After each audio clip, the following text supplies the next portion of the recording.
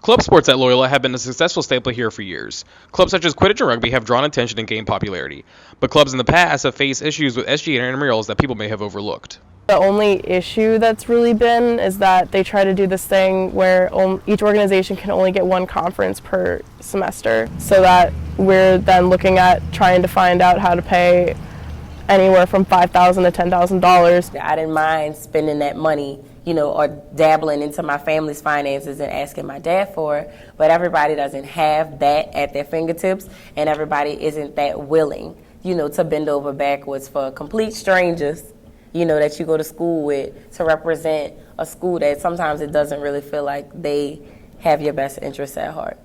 The key issue that SGA and intramurals have is simple: money. The task of budgeting finances for club sports doesn't happen. They don't have a budget.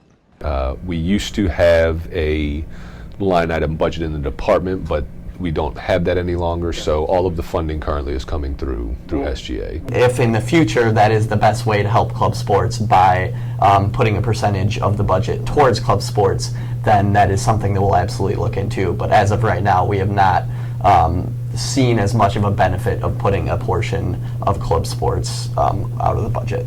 SGA used to be associated with the Association for Student Governments, but no longer is. When contacting ASG, they said that a university has the choice to have a budget or not, and that it's solely up to that particular university. Other Jesuit colleges such as Spring Hill and Creighton University do have a budget for club sports. I then asked if this would be wise for SGA to adopt in the future.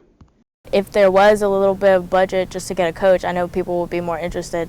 A budget would definitely make things easier, because as of now, the only way to get money for a club is to allocate it through SGA, but that process takes weeks. So it's like, it's not even worth the trouble. Until SGA and intramurals can put together a budget, the fate of club sports falls upon one party, and that's the students. I'm Nick Ducote for Loyola University, New Orleans.